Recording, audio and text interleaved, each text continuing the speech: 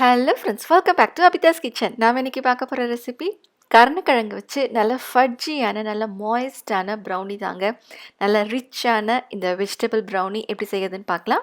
வாங்க ரெசிபிக்குள்ளே போகலாம். முதல்ல இந்த கருணக்கிழங்கை நம்ம க்ளீன் பண்ணிக்கலாம். இந்த தோலெல்லாம் சீவிட்டு சின்ன சின்ன பீசஸாக நம்ம கட் பண்ணி வச்சுக்கலாம். இப்போ இதை நம்ம வேக வைக்க போகிறோம். ஒரு 400 கிராம் அளவு நான் கருணக்கிழங்கு எடுத்திருக்கேன். இதில் கொஞ்சமாக தண்ணி சேர்த்து குக்கரில் ஒரு 2-3 விசில் அளவுக்கு நம்ம வேக வச்சு எடுத்து வச்சுக்கலாம். இந்த மாதிரி நல்லா மெசிகிற மாதிரி இருக்கணும் டெக்ஸ்சரு, அப்போ தான் நல்லாயிருக்கும். இப்போ இதை அப்படியே ஒரு மிக்ஸி ஜாரில் மாற்றி நல்லா ஒரு ஃபைன் பேஸ்ட்டாக நம்ம அரைச்சி எடுத்துக்கலாம்.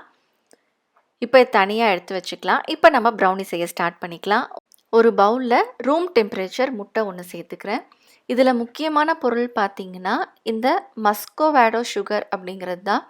நம்ம ப்ரௌன் சுகரை யூஸ் பண்ணிக்கலாம். பட் ஆனால் இந்த சுகர் ஆட் பண்ணுறதால அந்த ப்ரௌனி நல்ல ஃபட்ஜியாக வரும்.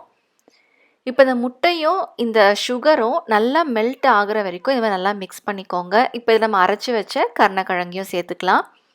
இப்போ இது நல்லா மிக்ஸ் பண்ண பிறகு நம்ம ட்ரை இன்க்ரீடியன்ட் சேர்த்துக்கலாம். இதுக்கு நான் ஆல்மண்ட் ஃப்ளார் 1 கப் அளவு எடுத்திருக்கேன். இது கூட vanilla essence 1 teaspoon, 1 table spoon அளவு கொக்கோ பவுடரும் சேர்த்து இது நல்லா மிக்ஸ் பண்ணிக்கலாம். இதில் நம்ம மைதாலாம் எதுவும் ஆட் பண்ணலை. இப்போ இது நல்லா மிக்ஸ் ஆன பிறகு தனியாக எடுத்து வச்சுட்டு இன்னொரு பவுலில் 90 கிராம் அளவு டார்க் சாக்லேட் எடுத்திருக்கேன். 60 கிராம் அளவு அன்சால்டட் பட்டரையும் சேர்த்து நல்லா இது மாதிரி மெல்ட் பண்ணிவிட்டு இதை நம்ம முன்னாடியே ரெடி பண்ணி வச்ச பேட்டரில் இதை ஊற்றி இது நல்லா மிக்ஸ் பண்ணிடலாம். இந்த பேட்டரோட டெக்ஸ்சர் ரொம்ப தண்ணியாக இல்லாமல் இந்த மாதிரி நல்லா திக்காக இருக்கணும். அப்போ தான் அந்த ஃபட்ஜியான ப்ரௌனி நமக்கு கிடைக்கும். இது ஒரு அவன் சேஃப் பவுலில் பேக்கிங் ஷீட் போட்டுட்டு நம்ம இந்த ரெடி பண்ணி வச்ச பேட்டரை ஃபில் பண்ணிக்கலாம். ஒரு பாதி அளவு மட்டும் ஃபில் பண்ணுங்கள். கார்னிஷிங்காக கொஞ்சமாக ஆல்மண்டும் வால்நட்டும் நான் யூஸ் பண்ணிக்கிறேன்.